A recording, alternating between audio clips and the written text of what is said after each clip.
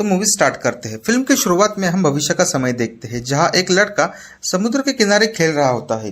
तभी उसकी माँ जूना उसे कहती है कि जमीन पर पड़ी चीजें मत खाना। उसके बाद वो रिटर्न घर आने के बाद ब्रश करता है, जहां थोड़ी देर के बाद हम देख पाते हैं कि पास ही रखी एक प्लास्टिक की बाल्टी वो बड़े आराम से खा रहा होता है। दूसरी तरफ उसकी माँ उसे प्लास्टिक खाते हुए देख रही होती है, लेकिन उसकी माँ जूना उसे ऐसा करने से नहीं रोकती। इससे हमें यह पता चलता है कि ब्रेकेन प्लास्टिक की चीजें आराम से खा सकता है। अभी हमें रात का सीन दिखाया जाता है, जहां ब्रेकेन सो रहा होता है और उसकी माँ जूना वहां आकर तकिए के जरिए उसकी सांस रोककर उसकी जान ले डालती है। और बाद में वो अपने पति लैंड के दोस्त को कॉल करके बताती है कि उसने ब्रेकेन को मार दिया है, इसलिए वो ये खबर लैंड को बता दे ताकि वो अपने मॉन्स्टर बेटे को यहाँ से ले जाए। अब उसके बाद जूना फुट फुट कर रोने लगती है। फिर हम लैंड को देखते हैं, जो रात के समय उस घर पर आता है, पर तब तक जूना वहां से भाग चुकी हुई होती है। लैंड अपनी बेटी की लाश देखकर रोने लगता है। अब आगे के सीन में हम सॉल नाम के आदमी की तरफ देखते हैं। वो एक अजीब से बिस्तर पे सो रहा था। तभी सॉल की गर्लफ्रेंड कैप्रिस आती है। तभी पता चलता है कि सॉल की गर्लफ्रेंड एक आर्टिस्ट है। वो सॉल के साथ अपना आर्ट परफॉर्मेंस करती है। इसके बाद कैप्रिस अपने डिवाइस से सॉल के शरीर की जांच करके बताती है कि उसके शरीर के अंदर एक नया अंग विकसित हो रहा है।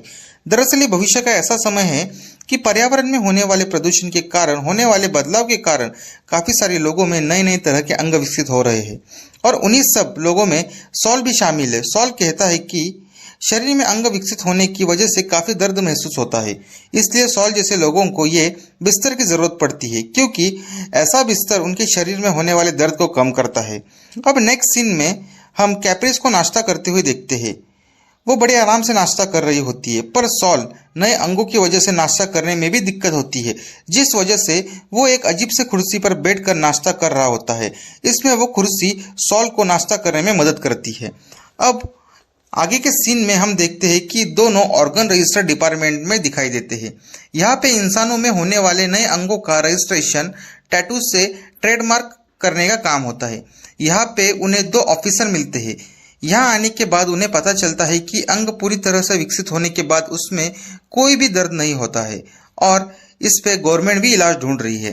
बाद में वो ऑफिसर सॉल के अंगों पर ट्रेडमार्क लगा देता है। उसके बाद वे दोनों घर वापस आ जाते हैं। कैप्रिस इस बात से परेशान थी कि उस ट्रेडमार्क की वजह से सॉल का अंग खराब ना हो जाए। यहाँ वे लोग बात कर ही रहे थे कि अगले सीन में बॉस और राउटर नाम की 2 लड़कियां वहां आ जाती है। दरअसल उन्हें सॉल ने ही बिस्तर ठीक करने के लिए बुलवाया था, क्योंकि उसका बिस्तर कुछ दिनों से ठीक से काम नहीं कर रहा था। अब सॉल बिस्तर ठीक करते हुए बॉस को एक डॉक्यूमेंट मिलता है। उससे बॉस को यह पता चलता है कि सॉल के पास एक शार्क मशीन है, जिसे पोस्टमार्टम के लिए इस्तेमाल किया जाता है, पर कंपनी ने इस मॉडल को बनाना बंद कर दिया है। बॉस और राउटर सॉल और कैप्रिस से सवाल करते हैं कि तुम लोग इस मशीन का क्या काम करते हो। इसके जवाब में कैप्रिस बताती है कि ये मेरा आर्ट इसी मशीन के जरिए दिखाती हूँ। अब नेक्स्ट सीन में सॉल और कैप्रिस उसी मशीन के जरिए अपना आर्ट परफॉर्मेंस दिखा रहे होते हैं, जहां सॉल उस पोस्टमार्टम मशीन के अंदर सोया हुआ होता है और कैप्रिस बाहर से एक रिमोट के जरिए सॉल के पेट की सर्जरी करके अंदर का अंग निकाल देती है। और इस सब प्रक्रिया के दौरान सॉल को काफी मजा आ रहा होता है।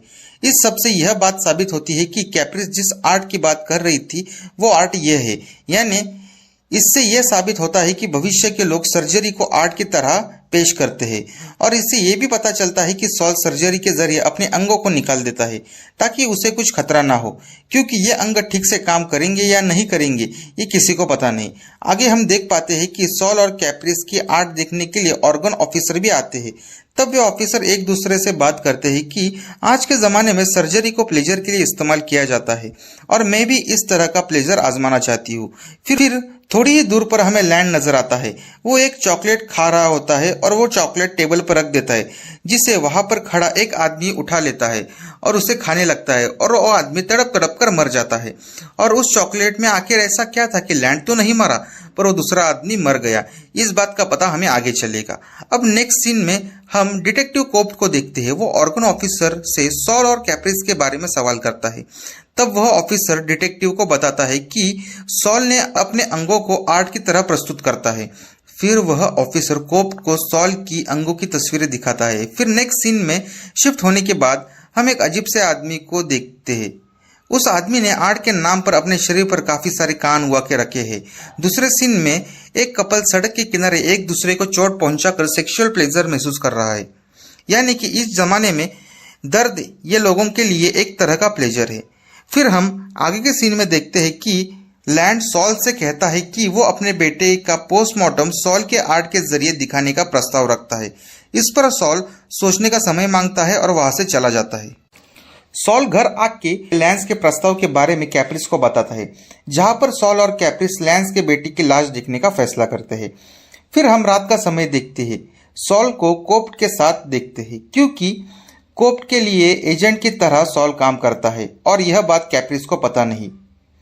यह सॉल कोप्ट को उन लोगों के नाम बताता है जो अपने शरीर पर एक्सपेरिमेंट किया करते हैं, क्योंकि गवर्नमेंट के हिसाब से यह सब गैर कानूनी काम है।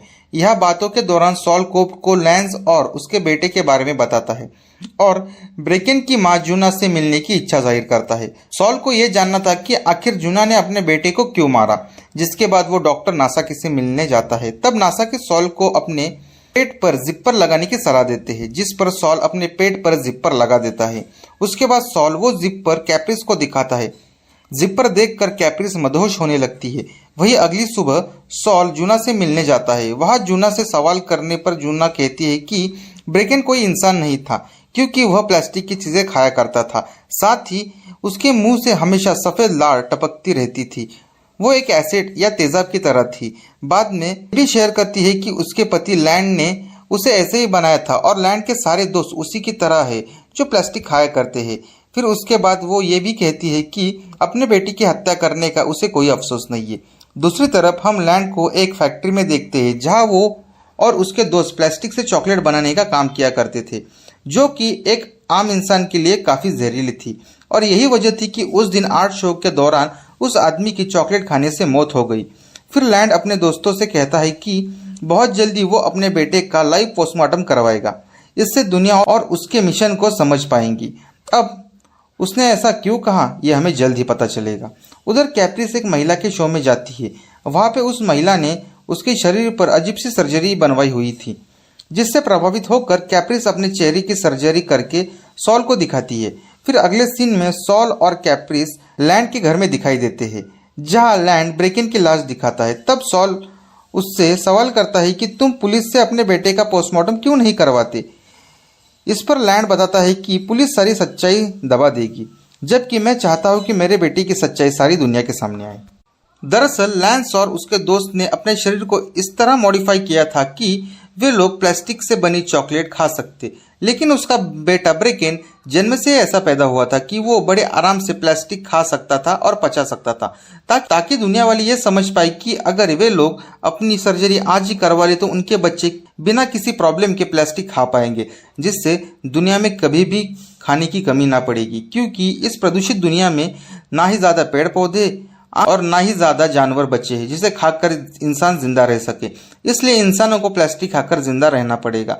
यानी आगे वो सॉल और अपनी प्लास्टिक चॉकलेट खाने को देता है, पर सॉल मना कर देता है, क्योंकि सॉल कोई आम इंसान नहीं था, क्योंकि उसके शरीर में नए नए अंग तैयार होते रहते थे। आगे सॉल और कैप्रिस वहां से निकल जाते हैं। बाद में रात के समय सॉल कोप्ट को लैंस और उसके दोस्तों के बारे में बताता है, जबकि दूसरे सीन में बॉस और राउटर डॉक्टर नसाकी के घर में डॉक्टर नसाकी की खुर्ची ठीक करने के बहाने से घुसकर उन्हें मार देती है। आगे सॉल और कैप्रिस के आर्ट शो में ब्रेकन का पोस्टमार्टम शुरू किया जाता है, जिसे देखने के लिए बहुत लोग आए हुए हैं। लेकिन उसके शरीर को खोलने पर यह बात पता चलती है कि ब्रेकन के शरीर के बहुत से अंगों की सर्जरी की हुई है ताकि वो प्लास्टिक पचा सके। ये देखकर लैंस को काफी दुख होता है, क्योंकि उसका बेटा ब्रेकन नेचुरली ऐसा पैदा हुआ था कि वो प्लास्टिक को पचा सके। लेकिन लैंस अब ऐसा लगता था कि जूना ने ब्रेकन के शरीर के अंग बदल दिए होंगे। लैंस ये सब सोचकर परेशानी हो रहा था, तभी बॉस और राउटर उसके सिर में ड्रिल मशीन घुसाकर उसे मार देती है। वही सॉल कोप्ट को मिलकर ब्रेकन के बदले हुए अंगों के बारे में पूछता है। दरअसल सॉल समझ चुका था कि ब्रेकन के अंगों को बाद में बदला गया है, इसमें सरकार का ही हाथ होगा। तब कोप बताता है कि ब्रेकन के अंदर पहले से ही प्लास्टिक पचाने की क्षमता थी और गवर्नमेंट ये बात लोगों के सामने नहीं लाना चाहती, इसलिए उन्होंने पहले ही ब्रेकन के अंगों को बदल दिया। यहाँ पे सॉल समझ गया था कि लैंस जो भी कर रहा था वो इंसानियत के लिए कर रहा था, क्योंकि आज नहीं तो कल इंसानों को खाने की कमी पड़ने वाली थी। इसलिए अगर वे प्लास्टिक खा पाते तो पूरी दुनिया, मानव जाति सुरक्षित रह पाती। यह सब सोच के वो कोर्ट का साथ ना देने का फैसला करता है और वहां से निकल जाता है। और हमें यह बात भी पता चलती है कि बॉस और राउटर सरकार के लिए काम करती है और उसने डॉक्टर नसाकी को इसलिए मारा क्योंकि ब्रेकिन के अंगों को बदलने की बात उन्हें पता चल गई थी। वही लैंस को मारने की वजह यह थी कि उन्हें अच्छे से पता था कि लैंस चुप बैठने वालों में से नहीं है, वो अपनी बात साबित करने के लिए दूसरा रास्ता खोज लेगा। इसलिए बॉस और राउटर ने पहले ही उसे गवर्नमेंट के रास्ते से हटा दिया। अब मूवी के आखिरी सीन में हम सॉल को उसके कुर्सी पर देखते हैं जहां उसे खाना खाने में बहुत तकलीफ हो रही होती है। तब कैप्रिस उसे लैंस की बनी चॉकलेट खाने को देती है, जिसे खाकर सॉल अपना सारा दर्द भूलकर बिल्कुल शांत पड़ा रहता है, मानो जैसे उसके शरीर में जान ही ना हो।